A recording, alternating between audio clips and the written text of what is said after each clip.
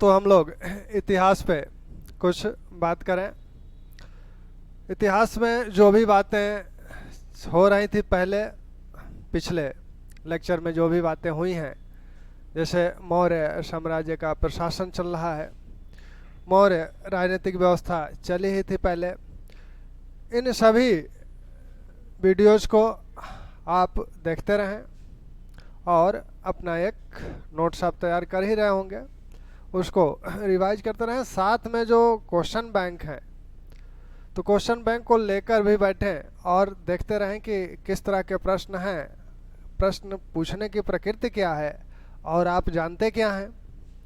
तो यह प्रैक्टिस बहुत आवश्यक होती है, क्योंकि कभी कभी ऐसा होता है कि आप जानते हुए भी प्रश्न को गलत कर लेते हैं, या तो आप जो पढ़ते हैं प्रश्न को तो पढ़ने में कुछ दूसरा समझ लेते हैं जो कि प्रश्न में पूछा नहीं जा रहा है। तो वो सारी गलतियां, जो छोटी छोटी गलतियां होती हैं और दो चार प्रश्न इस कारण गलत होते हैं, ये प्रैक्टिस से ही दूर होंगे। और प्रैक्टिस, अब यहाँ भी प्रैक्टिस कराने का प्रयास किया जाएगा ऑनलाइन जब शुरू हो तो। और इस वीडियो को या जो भी आप देख रहे हैं, इनको थोड़ा सा शेयर भी करा कीजिए। तो आइए हम लोग आते हैं मौर्यकालीन प्रशासन में कुछ चीज़ें अभी बाकी थीं। मौर्यकालीन प्रशासन में जो चीज़ें बाकी थीं, सैन्य व्यवस्था हो गया था, केंद्रीय व्यवस्था हो गई थी, प्रांतीय व्यवस्था हो गई थी, सैन्य व्यवस्था हो गया था। सैन्य व्यवस्था में हम लोगों ने क्या देखा था कि सैन्य व्यवस्था में पहले कुछ अधिकारियों के नाम लिखे गए थे, जिनको अर्थशास्त्र में, जिनका उल्लेख अर्थशास्त्र में भी हुआ है। उसमें सेनापति थे, सेनापति और आपके दंडपाल, नायक, दुर्गपाल, अंतपाल। तो ये सभी अधिकारियों का जिक्र कौटिल्य भी करते हैं। मेगास्थनीज कहते हैं कि सेना का प्रशासन 6 समितियों द्वारा संचालित किया जाता था और इस 6 प्रत्येक समिति में 5-5 सदस्य होते थे। तो यानी कुल मिलाकर मेगास्थनीज के अनुसार सैन्य शासन 5-5 सदस्यों वाली 6 समितियों के माध्यम से संचालित किया जाता था, और प्रत्येक समिति के क्या कार्य थे ये हम लोग देख चुके हैं। अब हम लोग आते हैं मौर्य जो गुप्तचर व्यवस्था है, गुप्तचर व्यवस्था। मौर्यकालीन गुप्तचर व्यवस्था, कौटिल्य गुप्तचरों पे बहुत बल देते हैं। और ये जो गुप्तचर विभाग था, गुप्तचर विभाग का प्रमुख कौन होता था? गुप्तचर विभाग का प्रमुख महामात्या सर्प बोला जाता था। गुप्तचर विभाग का जो प्रमुख था, इसे महामात्या सर्प बोला जाता था। महामात्या सर्प बोला जाता था। तो महामात्या सर्प गुप्तचर विभाग का प्रमुख बोला जाता था। गुप्तचरों को क्या कहा जाता था? गुप्तचरों को अर्थशास्त्र में क्या कहा गया है? गुप्तचरों को अर्थशास्त्र में गूढ़ पुरुष बोला गया है। गूढ़ पुरुष बोला गया है। गुप्तचरों के कई भेद हैं, मुख्य रूप से 2 भेद हैं गुप्तचरों के। गुप्तचर 2 प्रकार के थे। गुप्तचर के प्रकार, गुप्तचर के जो प्रकार हैं ये आपके 2 हैं। एक तो संस्था, दूसरे संचरा। संचरा, ये संस्था जो हैं एक जगह रहकर स्थिर रहकर 2-4-5 साल एक जगह रहकर ये गुप्तचरी का कार्य करते थे। यानी एक ही स्थान पर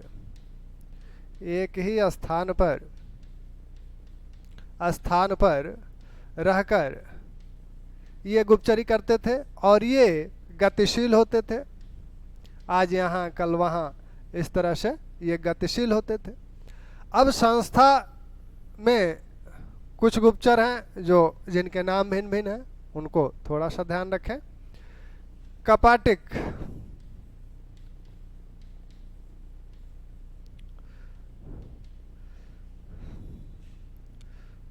उदा स्थिति,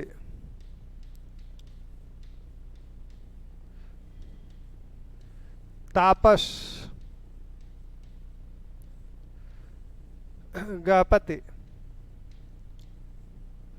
वैदेहक,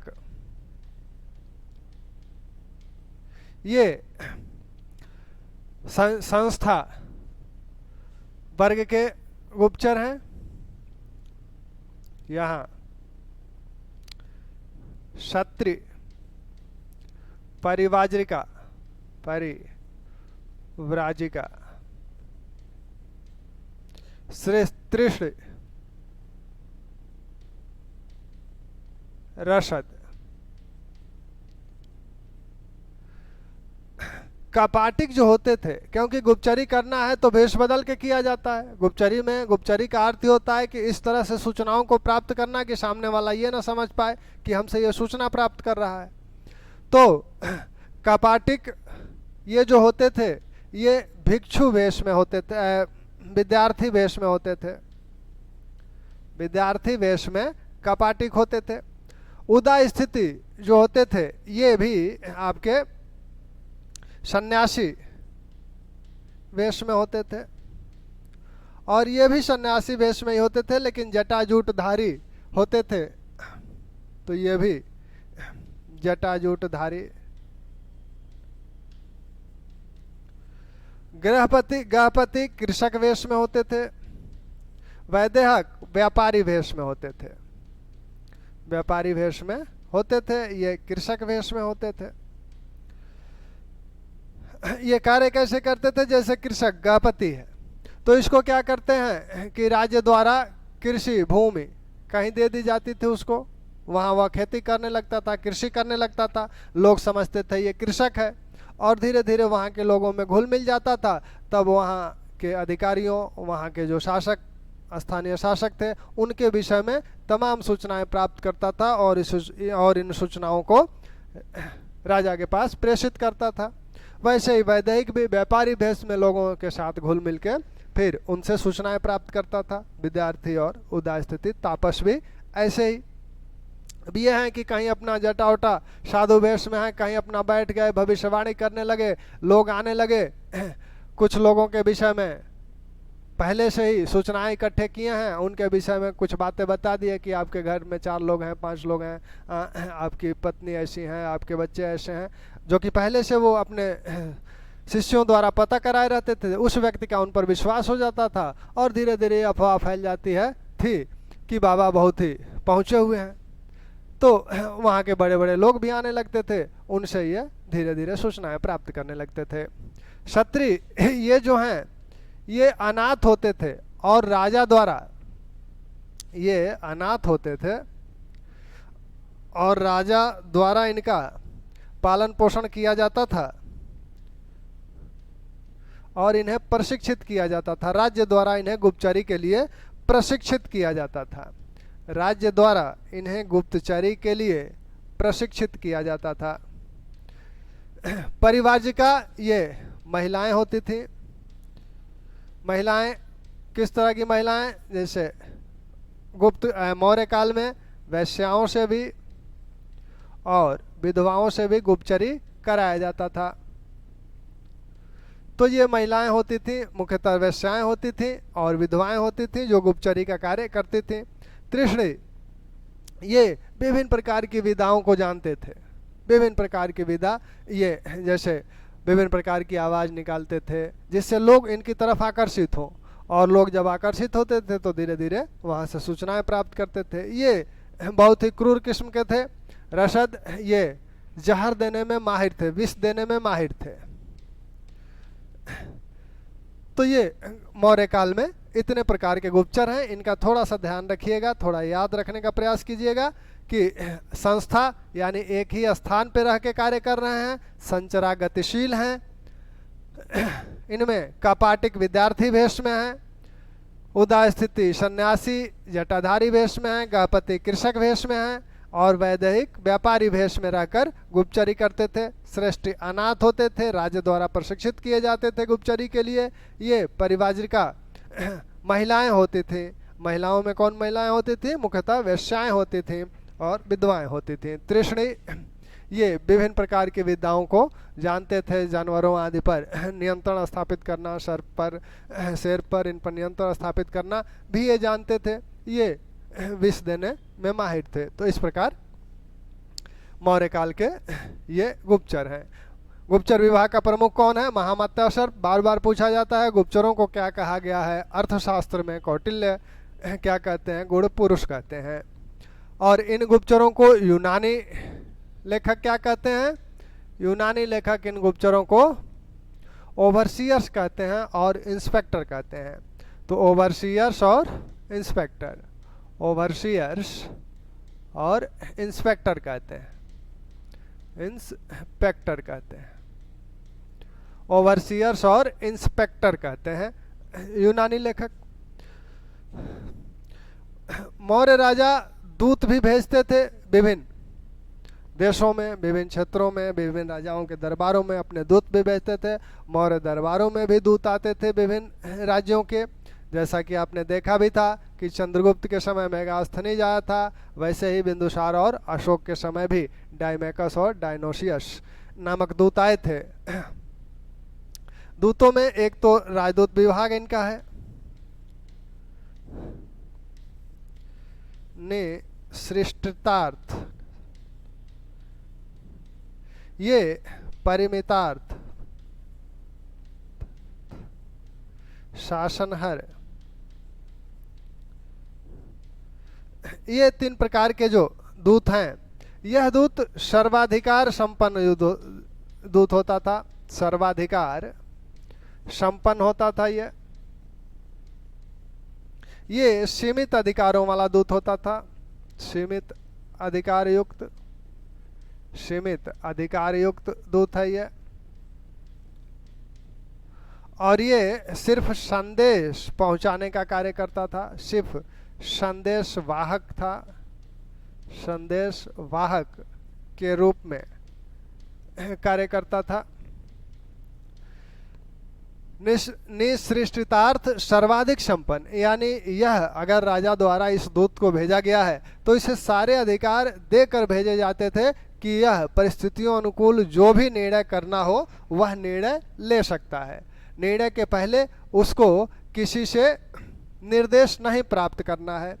इन्हें कुछ परिमितार्थ जो थे, इन्हें सभी अधिकार नहीं दिए जाते थे, कुछ सीमित अधिकार दिया जाता था कि इसी दायरे में आपको निर्णय लेना है। और शासनहर जो हैं ये सिर्फ संदेशवाहक थे, राजा का संदेश उस राज्य तक पहुंचाने मात्र तक का इनका कार्य था। तो इस प्रकार मौर्यकालीन गुप्तचर व्यवस्था ये हुई। अब हम लोग मौर्यकालीन न्याय व्यवस्था को देखा जाए। अच्छा, गुप्तचरों में एक बात और ध्यान रखिएगा कि गुप्तचर व्यवस्था में कहा जा रहा है कि यह जो गुप्तचर व्यवस्था है, सैन्य व्यवस्था हम लोगों ने देखा ही, गुप्तचर व्यवस्था देखा ही। यह जो सैन्य व्यवस्था है इसी के साथ पुलिस का भी उल्लेख है, लेकिन मौर्य काल में पुलिस का भी उल्लेख है, लेकिन वो दूसरे नाम से है। यह किस नाम से इसका उल्लेख है? रक्षिन, रक्षिन नाम से इसका उल्लेख है। तो ये बात भी ध्यान रहे। अब आया जाए तो न्यायिक व्यवस्था, मौर्यकालीन, मौर्यकालीन न्यायिक व्यवस्था। मौर्यकालीन न्यायिक व्यवस्था में हम लोग देखते हैं कि मौर्य काल में 2 प्रकार के न्यायालय थे। 2 प्रकार के न्यायालय थे, एक धर्मस्थीय और एक कंटक शोधन। तो मौर्य काल में 2 प्रकार के न्यायालय थे। मौर्य काल में 2 प्रकार के न्यायालय थे, 2 प्रकार के न्यायालय थे। कौन कौन? धर्मस्थीय, धर्मस्थीय और कंटक शोधन। धर्म अस्थि और कंटक शोधन, ये 2 प्रकार के न्यायालय मौर्य काल में देखने को मिलते हैं। इनका ये जो न्यायालय थे ये किस प्रकार के न्यायालय हैं? ये जो है दीवानी न्यायालय हैं। दीवानी मामलों की सुनवाई करते थे। ये फौजदारी मामले हैं, फौजदारी मामले देखते थे। ये दीवानी मामले देखते थे, दीवानी न्यायालय हैं। ये फौजदारी मामले देखते थे, फौजदारी न्यायालय हैं। दीवानी और फौजदारी का जो भेद है, सामान्य भेद जो है, दीवानी मामलों में अक्सर या अधिकांशतः क्या होता था, इसमें व्यक्ति और व्यक्ति के बीच के मामले होते हैं। एक पक्ष भी व्यक्ति होता है, दूसरा पक्ष भी व्यक्ति होता है। अमूमन यहाँ संपत्ति संबंधी, संपत्ति और उत्तराधिकार संबंधी और उत्तराधिकार संबंधी मामले यहाँ निपटाए जाते हैं। तो संपत्ति और उत्तराधिकार संबंधी मामले यहाँ निपटाए जाते हैं। कभी कभी ये भी हो सकता है कि एक तरफ व्यक्ति है, दूसरी तरफ सरकार है। अगर सरकार से कोई संपत्ति संबंधी विवाद है, उस स्थिति में फौजदारी जो मामले हैं, फौजदारी मामले क्या हैं? फौजदारी मामलों में एक तरफ व्यक्ति होता है और दूसरी तरफ सरकार होती है। अगर कोई किसी की हत्या कर दिया है, जैसे ए ने बी की हत्या कर दी, ए ने बी की हत्या की, तो बी तो अब रहा नहीं, तो बी का पक्ष न्यायालय में रखेगा कौन? या अगर होता भी, मान लीजिए घायल भी करता, तो भी तमाम डर हैं इसको।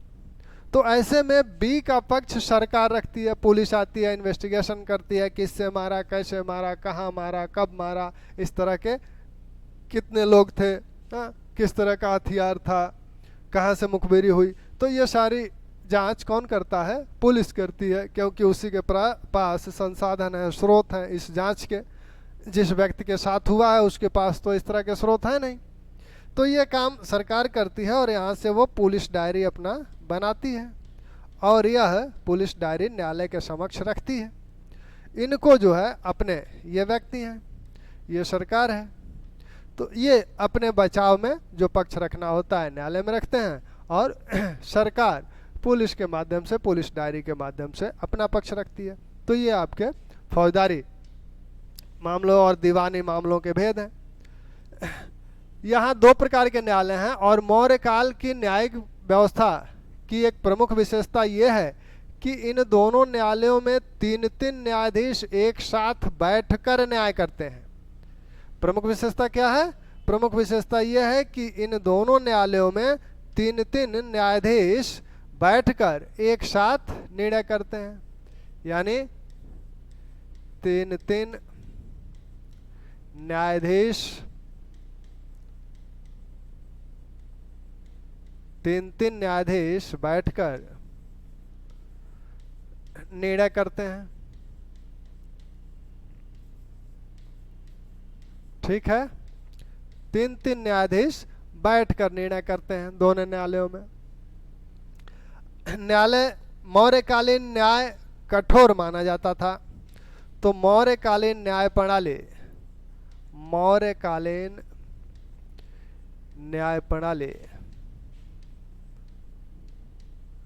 कठोर मानी जाती है, कठोर मानी जाती है। मौर्यकालीन न्याय प्रणाली कठोर मानी जाती है। इसमें क्या है? मृत्युदंड का भी प्रावधान है, मृत्युदंड का भी प्रावधान था। मृत्युदंड किसको किसको दिया जाता था? किस मामले में मृत्युदंड दिया जाता था? तो एक मामला तो है आपका शिल्पियों की अंग क्षति, शिल्पियों की अंग क्षति के मामलों में और कर चोरी के मामलों में,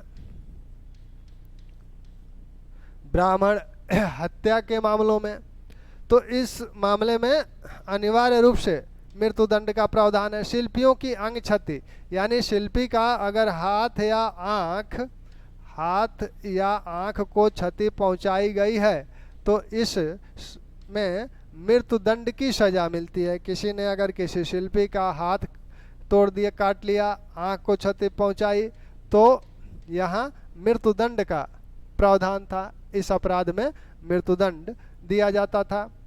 वैसे ही कर की अगर चोरी किसी ने की है तो इसमें भी मृत्युदंड की सजा थी।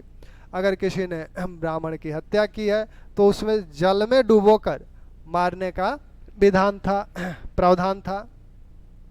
मौर्य काल में अर्थदंड भी लगाया जाता था। अर्थदंड का भी प्रावधान है। 3 प्रकार के अर्थदंड लिए जाते थे। जैसे पूर्व साहस, जो छोटे अपराध थे, उसमें 48 से 96 पण, 48 से 96 पण का अर्थदंड लगता था। उससे बड़े अपराधों में 200 से 500 पण तक का अपराध लगता था।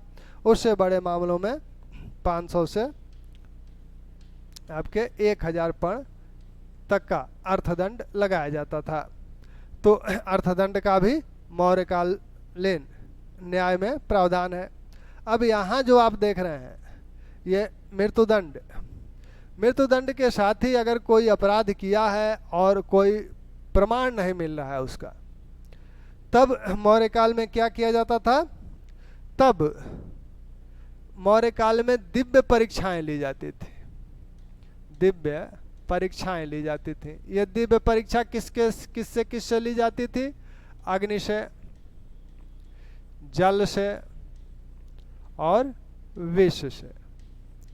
3 चीजों से अग्नि परीक्षा ली जाती थी। अगर कोई प्रमाण नहीं मिल रहा है, किसी ने कोई अपराध किया है और उसका कोई साक्ष्य नहीं मिल रहा है, तो ऐसे में कैसे निर्धारित होगा कि यह अपराध किसने किया? तो उसके लिए ये 3 प्रकार की दिव्य परीक्षाएं ली जाती थी। अग्नि यानी जो अपराधी है उसे कहा जाएगा कि अग्नि में जाकर खड़े हो जाओ। अगर अपराध किए होगे तो जल जाओगे, अपराध नहीं किए होगे तो नहीं जलोगे। वैसे ही जल में, तालाब में भेज दिया जाता था। अपराध किए हो तो डूब जाओगे, नहीं किए हो तो नहीं डूबोगे। विष पिलाया जाता था। अगर अपराध किए होगे तो विष का असर होगा, नहीं तो नहीं होगा। तो इस तरह की दिव्य परीक्षाएं ली जाती थी। ये वाली परीक्षा ब्राह्मण से नहीं ली जाती थी, क्योंकि इसमें 1% भी कोई चांस नहीं है विष लेने का। मतलब कि फिर राम नाम सत्य। तो न्यायिक व्यवस्था मौर्य काल की कैसी है? कठोर है। अगर कहा जाए कि मौर्यकालीन न्यायिक व्यवस्था कैसी है तो आप कहेंगे कठोर है। मृत्युदंड का भी प्रावधान है अनेक अपराधों में। मुख्य रूप से शिल्पियों की अंग क्षति करने पर, उनके हाथ या आंख को क्षति पहुंचाने पर मृत्युदंड का प्रावधान है।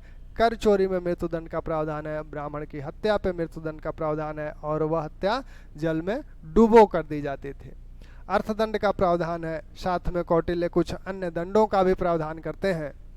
जैसे कोई अपराधी कोई सामाजिक दुराचार किया है, तो वैसे में अगर ब्राह्मण ने किया है तो उस पर क्या किया जाता था कि उसके बाल को मुड़वाकर उसके सिर पर उस अपराध संबंधी चिन्ह बना दिए जाते थे। जैसे कोई व्यभिचार किया है तो माथे पर योनि का चिन्ह बना दिया जाता था। तो इस प्रकार, जिससे कि समाज ये जान सके कि यह व्यक्ति किस प्रकार का अपराधी है। और अपराध में दंड के रूप में केस प्रक्षालन या केस मुड़वाने की जो सजा है, उसे हम लोग ईरान आक्रमण में भी देखे थे कि एक ईरानी प्रथा थी, जिसे भारत में भी इसका उल्लेख मिलता है। तो ये मौर्यकालीन न्यायिक व्यवस्था है। अब हम लोग मौर्यकालीन नगरीय व्यवस्था को देखें। मौर्यकालीन नगरीय व्यवस्था, मौर्यकालीन नगरीय व्यवस्था, नगरीय व्यवस्था। मौर्यकालीन नगरीय व्यवस्था में एक अधिकारी का जिक्र हुआ था, एक तीर्थ का जिक्र हुआ था, अर्थात में नागरक का। यह नगरों का प्रमुख होता था, नगरीय शासन व्यवस्था का प्रमुख होता था। मेगास्थनीज कहता है, मेगास्थनीज पाटलिपुत्र नगर की प्रशासकीय व्यवस्था का उल्लेख करता है मेगास्थनीज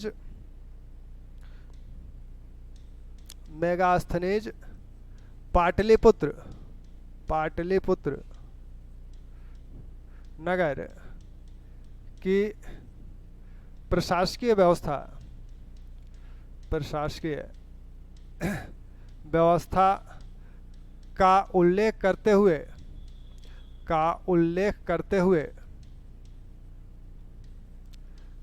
हुए बताता है कि पांच पांच सदस्यों वाली 6 समितियों के माध्यम से नगरीय प्रशासन संचालित किया जाता था। तो मेगास्थनीज पाटलिपुत्र की नगरीय शासन व्यवस्था के विषय में बताता है कि पाटलिपुत्र की जो शासन व्यवस्था थी वह 5 सदस्यों वाली 6 समितियों के माध्यम से संचालित होती थी। मेगास्थनीज किसकी बात करता है? किस नगर की? पाटलिपुत्र नगर की बात करता है। इतिहासकारों का मानना है कि अगर वह पाटलिपुत्र नगर की बात करता है तो अधिकांश संभव यह है कि ऐसी व्यवस्था सभी नगरों में लगभग होगी। तो इस आधार पर यह कहा जाता है कि मेगास्थनीज ने नगरीय प्रशासन के विषय में जो विवरण दिया है कि 6 समितियों से नगर का शासन संचालित किया जाता था। तो ये 6 समितियां कौन कौन हैं, ये क्या करती थीं? तो 6 समितियों का अगर उल्लेख देखें आप तो 6 समितियां जो हैं, पहली समिति क्या करती थी? पहली समिति यह शिल्प उद्योग समिति थी। शिल्प उद्योग समिति। दूसरी समिति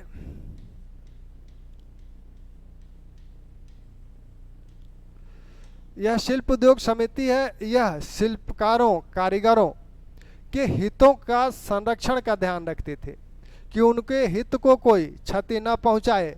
तो ये क्या करती थी? मुख्यतः शिल्पियों और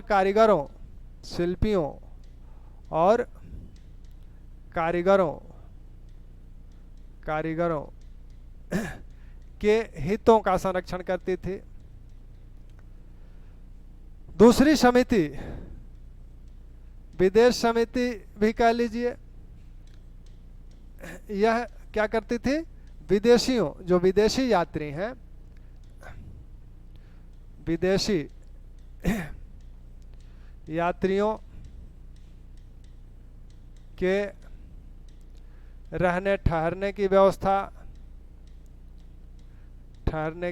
करती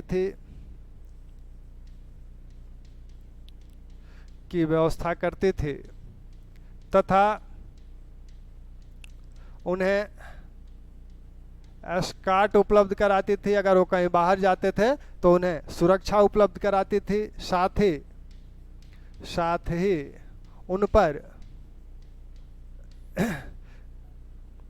कड़ी नजर रखती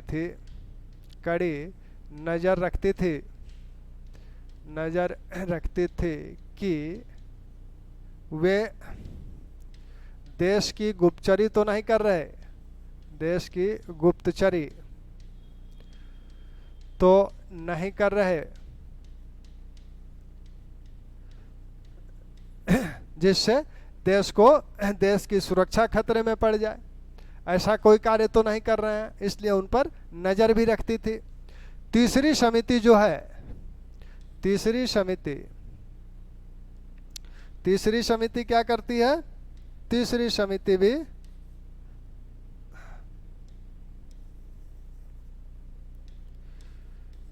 समिति भी यह जनगणना समिति है, जनगणना का कार्य करती थी।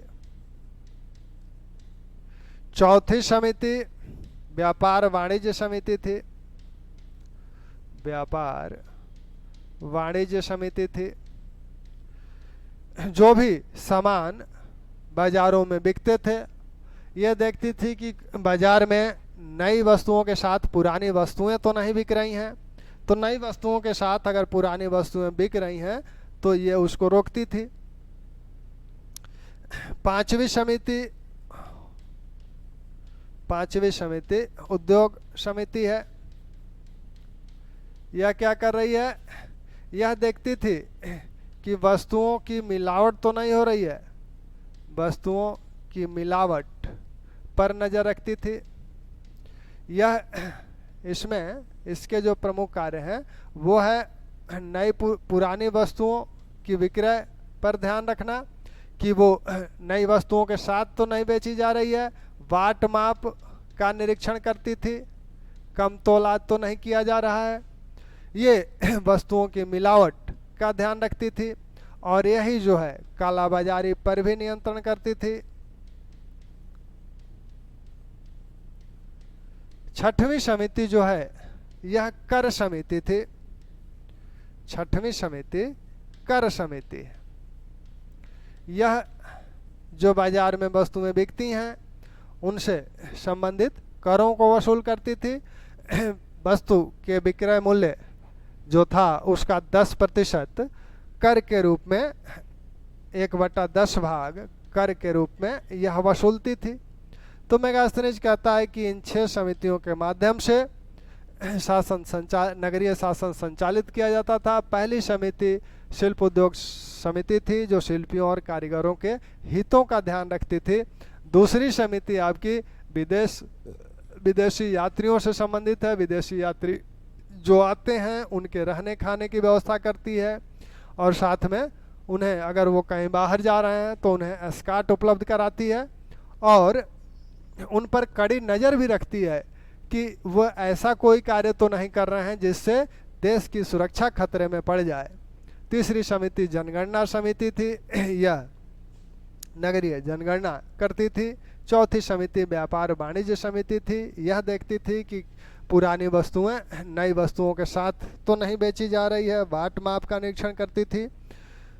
पुरानी वस्तुओं को बेचने के लिए संस्थाध्यक्ष की अनुमति आवश्यक थी, बगैर उसकी अनुमति के पुरानी वस्तुएं नहीं बेची जा सकती थी।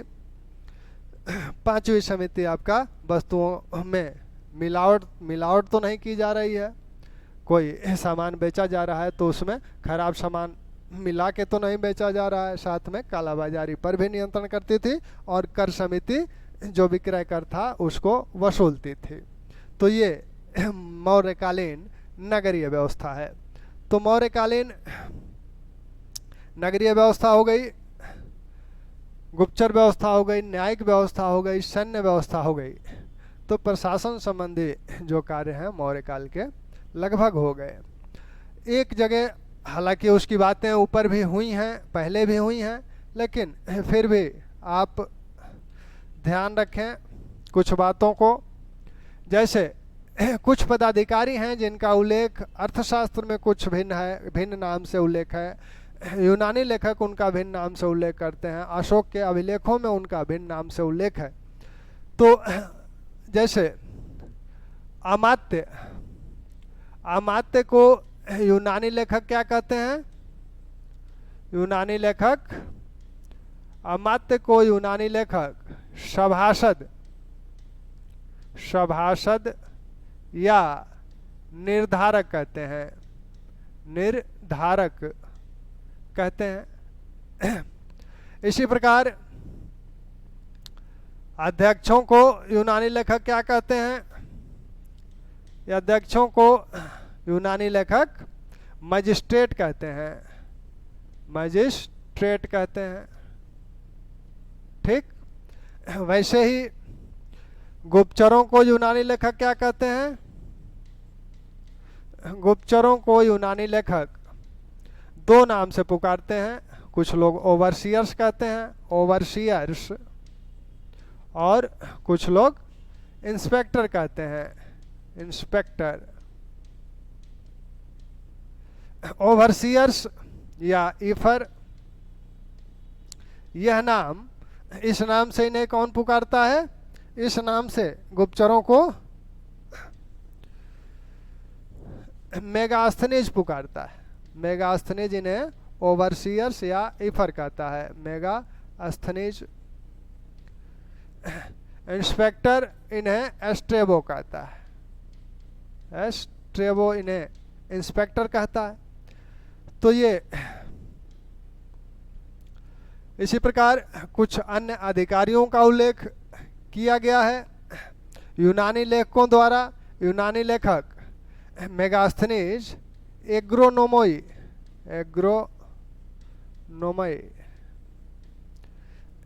किसे कहता है? जिला के अधिकारियों को। जिला के अधिकारियों को मेगास्थनीज एग्रोनोमोई कहता है। और एस्ट्रोनोमोई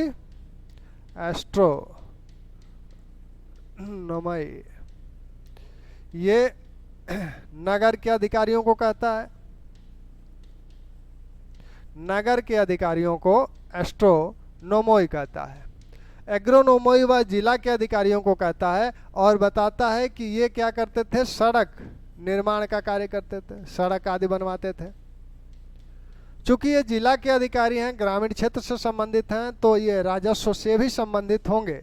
तो इनका जो अन्य काम थे वो राजस्व संबंधी भी था। भूमि की पैमाइश वगैरह कराना, भूकर आदि वसूलना इनका एक कार्य रहा होगा। तो मेगास्थनीज इनका उल्लेख करता है आपका एग्रोनोमोई और एस्ट्रोनोमोई का। एस्ट्रोनोमोई नगरीय अधिकारी हैं, नगर के अधिकारी हैं। एग्रोनोमोई जिला के अधिकारी हैं। इनका ध्यान रखिएगा। सभासद निर्धारक को किसे कहते हैं? मजिस्ट्रेट किसे कहते हैं? ओवरसीयर और इंस्पेक्टर किसे कहते हैं? ठीक। प्रदेष्टा का जो उल्लेख हुआ है अर्थशास्त्र में, इसे अशोक के अभिलेख में क्या कहा गया? अशोक के अभिलेख में इसी को प्रादेशिक बोला गया है। अशोक के अभिलेख में इसे प्रादेशिक बोला गया है। वैसे ही अर्थशास्त्र में पौर व्यवहारिक का जो उल्लेख है उसका उल्लेख अशोक के अभिलेख में नगर व्यवहारिक के रूप में हुआ है। व्यवहारिक ये न्यायाधीश होता था, नगर का न्यायाधीश। ठीक। वैसे ही जो मंत्रिपरिषद है अर्थशास्त्र में मंत्रिपरिषद बोला गया है उसे। और अशोक के अभिलेख में इसे क्या बोला गया है? अशोक के अभिलेख में इसे परिषा बोला गया है। ठीक, परिषा बोला गया है। तो ये मौर्यकालीन प्रशासकीय व्यवस्था संबंधी कुछ बातें थी और इनको आप अच्छे तरह से तैयार रखें। अब मौर्य काल के विषय में, इस प्रशासकीय व्यवस्था के विषय में, ये तो चंद्रगुप्त के समय मुख्य रूप से मौर्य प्रशासन का जो निर्माण हुआ वह चंद्रगुप्त के समय में हुआ। चंद्रगुप्त को इसका श्रेय दिया जाता है। अशोक ने इसमें कुछ सुधार किया। अशोक ने जो प्रशासकीय सुधार किया उनको देखा जाए तो अशोक के प्रशासकीय सुधार, अशोक के प्रशासनिक सुधार,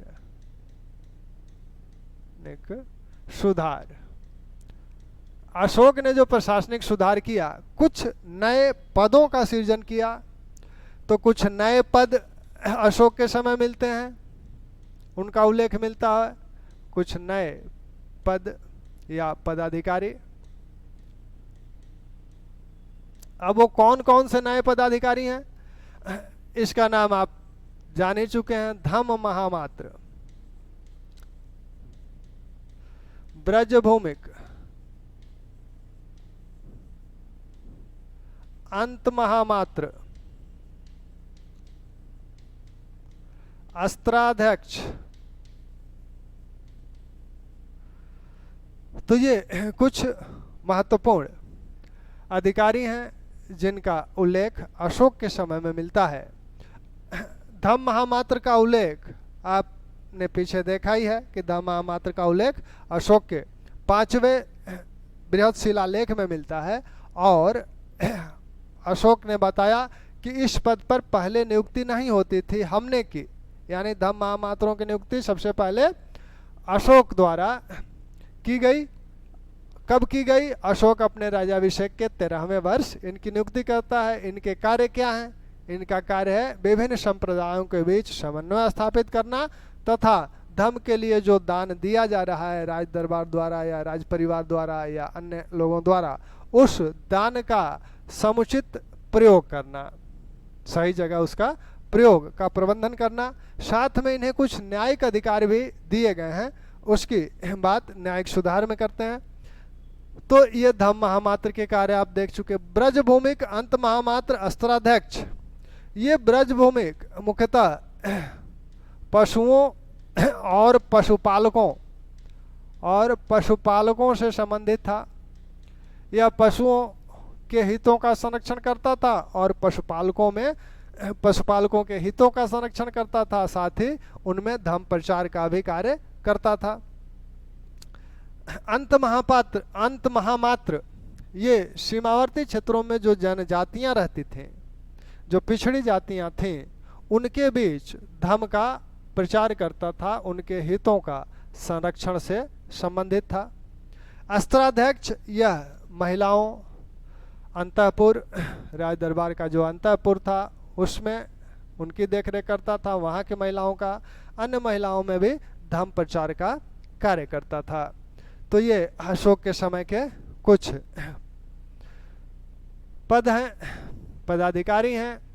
ऐसे ही अशोक के ने अन्य जो न्यायिक सुधार किया, अशोक के समय का न्यायिक सुधार। मौर्यकालीन न्याय प्रणाली कठोर है, अशोक थोड़ा सा उसे उदार बनाता है। अशोक उदारता के लिए क्या करता है? उदारता के लिए अशोक जो मृत्युदंड दिया जाता था, मृत्युदंड प्राप्त व्यक्ति को 3 दिन की मोहलत दी जाती थी। यानी 3 दिन के बाद ही उसे मृत्युदंड दिया जाता था। तो मृत्युदंड पाए हुए अपराधियों को 3 दिन की मोहलत दी जाती थी और इस मोहलत में वो करेंगे क्या? तो इस 3 दिन के समय में वो रज्जु के पास अपने दंड को कम करने संबंधी आवेदन दे सकते हैं, उनसे प्रार्थना कर सकते हैं। साथ में इस 3 दिन में अपने अपराध के लिए प्रायश्चित कर सकते हैं। ठीक। अब ये रज्जुक जो है, ये रज्जुक कौन है, इसका उल्लेख हम लोग कर चुके हैं। रज्जुक को अशोक अपने 4थे स्तंभलेख में कहता है कि हमने रज्जुकों को अपने राज्याभिषेक के 26वें वर्ष न्याय में स्वतंत्र कर दिया। यानी रज्जुकों को न्यायिक अधिकार अशोक ने दे दिया, इन्हें न्यायिक अधिकार दे दिया। कब दिया? अपने राज्याभिषेक के 26वें वर्ष दिया और इन पर यह जिम्मेदारी दी गई कि आप जनता के सुख दुख के कारणों का पता लगाएं और उसे समाप्त करने का प्रयास करें, जो दुख के कारण है उसे। तो यहाँ इस कार्य से अशोक दावा करता है कि उसने दंड समता और व्यवहार समता स्थापित की। दंड समता और व्यवहार समता स्थापित की। तो अशोक ने न्याय में दंड समता, यानी सभी को एक ही अपराध के लिए सबको समान रूप से न्याय मिल सके, क्योंकि रज्जु के पहले भिन्न भिन्न अधिकारी न्याय कार्य करते थे और उनके निर्णयों में विसंगतियां देखने को मिलती थी। तो इससे दंड समता स्थापित हुआ और व्यवहार समता स्थापित हुआ। तो रज्जुक वह था, जिले का अधिकारी है, जिसे अशोक ने न्यायिक अधिकार प्रदान कर दिया। इस 3 दिन की मोहलत मिलने पे ये अपराधी रज्जुक के पास दंड कम करने संबंधी आवेदन दे सकते हैं। साथ में अशोक ने धम्म महामात्रों को भी न्यायिक अधिकार दिया था। धम्म महामात्रों को कहा गया था कि आप 5 वर्ष पर दौरे पर जाएंगे और न्यायाधीशों द्वारा दिए गए निर्णयों की जांच करेंगे। अगर धम्म महामात्र को ये लगता है कि किसी व्यक्ति को अब दंड जो दिया गया है वह ज्यादा है या अकारण है, तो उसे वो मुक्त कर सकता था, साथ या कम कर सकता था। अगर कोई अपराधी बहुत ही वृद्ध है तो वह उसे मुक्त कर सकता था, उसके परिजनों के जीविकोपार्जन की व्यवस्था करता था।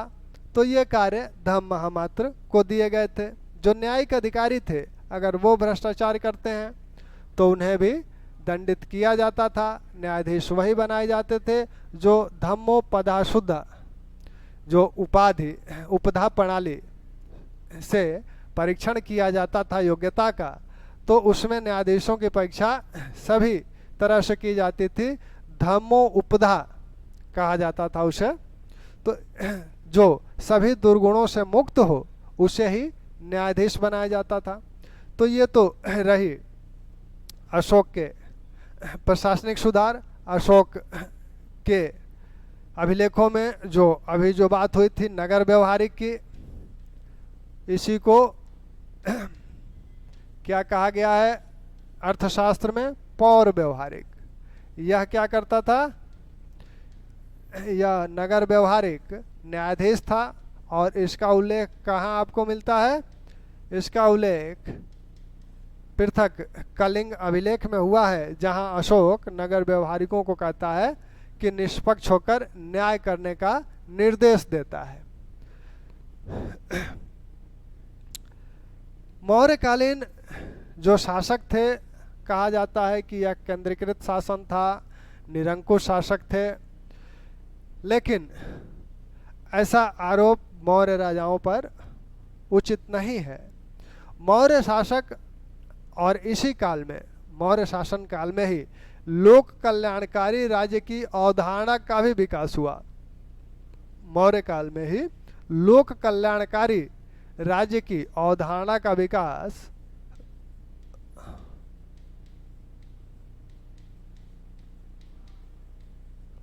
लोक कल्याणकारी राज्य क्या है, जो लोगों का कल्याण के लिए कार्य करे, वही लोक कल्याणकारी राज्य है। मौर्य शासक ऐसा क्या करते हैं, ऐसा क्या कहते हैं कि उन्हें लोक कल्याणकारी शासक कहा जाए। कौटिल्य भी कहते हैं प्रजा हिते हितम राज्ञा प्रजानाम च हिते हितम, नात्य प्रियं हितम राज्ञा प्रजानाम तो प्रियम हितम। यानी प्रजा के हित में ही राजा का हित है, राजा के अपने हित में उसका हित नहीं है, प्रजा के हित में ही उसका हित है। यानी प्रजा सुखे सुखम राज्ञा, प्रजा के सुख में ही राजा का सुख है। प्रजा नाम च हिते हितम, और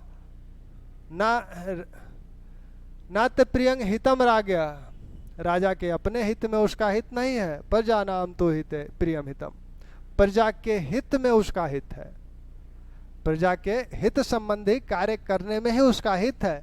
तो यहाँ प्रजा हित की बात मौर्य शासक करते हैं। वैसे ही अशोक के अभिलेख में क्या कहा गया, अशोक अपने अभिलेखों में क्या कहता है कि सभी मनुष्य मेरी संतान है, सभी मनुष्य मेरी संतान है। किसमें कहता है यह, अपने पृथक कलिंग अभिलेख में कहता है कि सभी मनुष्य मेरी संतान है। जिस तरह से मैं अपने संतान के यह लौकिक तथा पारलौकिक सुख की कामना करता हूँ, वैसे ही सभी प्रजाजनों के लिए कामना करता हूँ। तो वह प्रजा को अपनी संतान मानता है। मेगास्थनीज और कौटिल्य दोनों कहते हैं कि चंद्रगुप्त जो है वह हमेशा प्रजा कार्य में संलग्न रहता था, लगा रहता था। मेगास्थनीज तो कहता है कि वह जब उसका शरीर मुगदर से मालिश किया जाता था तब भी वह प्रजा की बातें सुनता था। जब वह बाल संवारता रहता था तब अपने प्रतिवेदकों से वह प्रजा की बातें, उनकी सूचनाएं, उनसे सूचनाएं प्राप्त करता था। तो प्रतिवेदक जो थे, रिपोर्टर थे, जो राजा को सूचना देते थे। तो प्रतिवेदकों से उस समय भी वो सूचनाएं प्राप्त करता था। और कौटिल्य यहाँ तक कहता है कि राजा का अगर दर्शन प्रजा के लिए दुर्लभ हो जाता है तो समझिए कि राजा या तो उसके अधिकारी जो है मनमाना व्यवहार करने लगेंगे, उसके प्रति विद्रोह हो जाएगा और शत्रु द्वारा वह मारा जाएगा। ऐसे ही अशोक भी कहता है अपने 6वें शिलालेख में, क्या कहता है कि मैं हमेशा प्रजा का कार्य करता हूँ और मेरा उद्देश्य क्या है, सर्वलोक हित ही मेरा उद्देश्य है। और इसी में वह कहता है 6वें शिलालेख में प्रजा ऋण की बात करता है। ठीक, तो इस तरह के उदात्त विचार हैं मौर्य शासकों के, जिसमें वो प्रजाहित की बात करते हैं। प्रजा सुखे सुखम राज्ञा, प्रजा के सुख में राजा का सुख निहित है, इस तरह की विचारधारा है। सभी मनुष्य मेरी संतान है, अशोक ऐसा कहता है। और वो प्रजा ऋण की बात करता है कि सर्वलोक हित करने से ही हम इस ऋण से उऋण हो सकते हैं, यानी लोगों का हित करके ही उनका जो मेरे ऊपर कर्ज है उसे उतार सकते हैं। तो इस तरह की उदात्त भावना अगर है तो इसे प्रबुद्ध निरंकुश शासक कहा जाएगा। इन शासकों के ऊपर कोई अंकुश तो नहीं है, राजनीतिक रूप से कोई अंकुश नहीं है, लेकिन उस अधिकार का ये प्रयोग प्रबुद्ध रूप से करते हैं, जिसमें प्रजा की भलाई के लिए कार्य किया जाता है। अब प्रजा की भलाई के लिए वास्तविक धरातल पे क्या कार्य हुए, तो रुद्रदामन के जूनागढ़ अभिलेख में उल्लेख है कि चंद्रगुप्त ने अर्जत और रैतक पर्वत पर सुदर्शन नामक झील का निर्माण करवाया। उस झील का निर्माण क्यों करवाया गया था, लोगों को पेयजल उपलब्ध हो सके और किसानों को जल मिल सके सिंचाई के लिए। और उस नहर से, अब उस झील से अशोक ने नहर निकलवाई थी। तो यह प्रजा के हित में किया गया एक बड़ा कार्य था। वैसे ही अशोक अपने 7वें स्तंभलेख में कहता है कि मेरे द्वारा क्या किया गया, मेरे द्वारा सड़कों के किनारे बट वृक्ष लगवाए गए, 8-8 कोस पर कुएं खुदवाए गए और सराएं बनवाई गई। ये सब कार्य किस लिए किया गया कि जनता को सुख मिल सके और जनता धर्म का पालन कर सके, अनुपालन कर सके। ठीक, तो मौर्य शासक एक लोक कल्याणकारी शासक हैं और इस लोक कल्याण की भावना जो निहित है, इस भावना के अनुरूप वो कार्य भी करते हैं। अशोक अहिंसावादी शासक है, वो अहिंसा की बात करता है और सिर्फ इहलोक के कल्याण की ही वो बात नहीं करता है, वह इहलोक के साथ साथ पारलौकिक सुख की, परलोक की भी बात करता है, पारलौकिक सुख की भी बात करता है। वह इसी लोक में जनता को सुखी करके संतुष्ट नहीं होता है, बल्कि वह पारलौकिक सुख भी उन्हें देना चाहता है। तो इस प्रकार हम लोगों ने जो मौर्यकालीन शासन प्रणाली देखी, तो इस शासन प्रणाली के आधार जो हैं,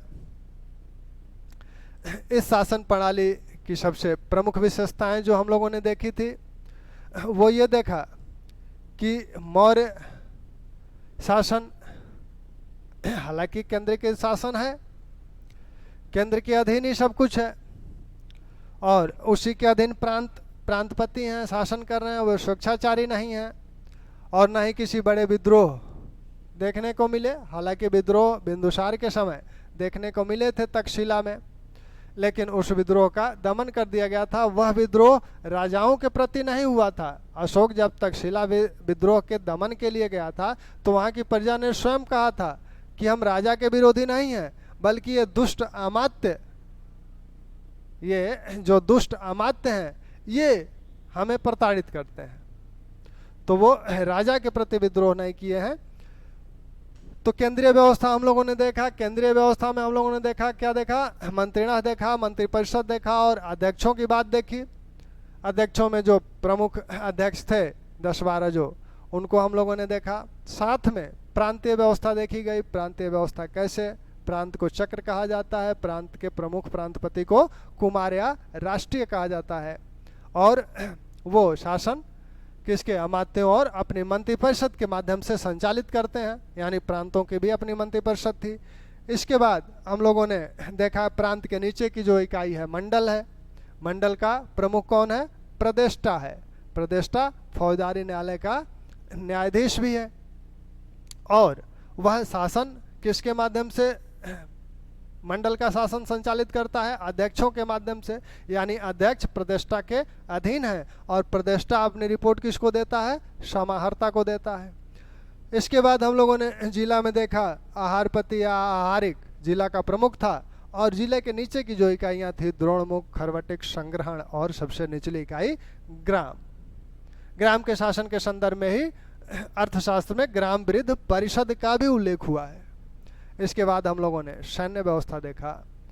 सैन्य व्यवस्था के जो प्रमुख बिंदु थे, सेनापति सेना का सर्वे सर्वा है, नायक जो है युद्ध क्षेत्र में सेना का संचालन करता है, दंडपाल सैन्य सामग्रियों का प्रबंधन करता है, वैसे ही दुर्गपाल दुर्गों का प्रबंधन करता है, अंतपाल जो सीमावर्ती दुर्ग हैं उनका प्रबंधन करता है। और मेगास्थनीज ने फिर बताया कि सेना का संचालन 6 समितियों के माध्यम से होता था। उन 6 समितियों के कार्यों को देखा गया। नगरीय शासन में भी हम लोगों ने देखा कि अर्थशास्त्र में नागरिक का उल्लेख है जो नगर का प्रमुख होता था, लेकिन मेगास्थनीज पाटलिपुत्र नगर के शासन संचालन के विषय में बताता है कि 5-5 सदस्यों वाली 6 समितियां नगरीय शासन को संचालित करती थी। और उन समितियों की बातें, तो इन समितियों को ध्यान रखिएगा क्योंकि यहाँ से प्रश्न बार बार पूछे जाते हैं कि तीसरी समिति का क्या कार्य था, दूसरी समिति का क्या कार्य था, कौन सी समिति शिल्पियों के हितों का संरक्षण करने से संबंधित थी या कौन सी समिति कर से संबंधित थी। इसके बाद हम लोगों ने न्यायिक व्यवस्था में देखा कि 2 प्रकार के न्यायालय हैं, धर्मस्थीय न्यायालय, कंटक शोधन न्यायालय। धर्मस्थीय न्यायालय दीवानी मामलों से संबंधित हैं, कंटक शोधन न्यायालय फौजदारी मामलों से संबंधित हैं। और यहाँ मौर्य काल में मृत्युदंड का भी प्रावधान है। मृत्युदंड 2 केसेस में निश्चित रूप से दिए जाते हैं, अगर शिल्पियों की अंग क्षति की गई है और कर चोरी की गई है और अगर किसी ब्राह्मण की हत्या की गई है तो उसमें जल में डुबोकर मारने का प्रावधान था। न्यायाधीश जो न्याय करता था वो धर्म, चरित्र, व्यवहार और शासनादेश इन 4 चीज़ों के साथ करता था। इसको ध्यान रखिएगा, कभी ये पूछ लिया जाए धर्म, चरित्र, व्यवहार और शासनादेश। शासनादेश यानी राजा की जो नीति है, राजा के जो आदेश है, तो इन 4 को दृष्टि में रखकर वह शासन करता था। यह सबसे सर्वाधिक प्रमुख था। तो न्यायाधीशों न्यायिक प्रणाली में हम लोगों ने गुप्तचर व्यवस्था में भी वैसे ही गुप्तचर व्यवस्था, मौर्यकालीन जो गुप्तचर व्यवस्था है वह बहुत ही सुदृढ़ थी और कौटिल्य इस गुप्तचर व्यवस्था पर बहुत बल देते हैं। और इसी प्रकार वो कहते हैं कि गुप्तचर व्यवस्था पर बहुत बल देते हैं कौटिल्य और विभिन्न प्रकार के गुप्तचरों का प्रयोग किया जाता है। तो इस प्रकार मौर्यकालीन प्रशासकीय व्यवस्था। अब हम लोग मौर्यकालीन सामाजिक और आर्थिक व्यवस्था को करेंगे। विश्वास है कि आप लोग ढंग से तैयार कर रहे होंगे। धन्यवाद।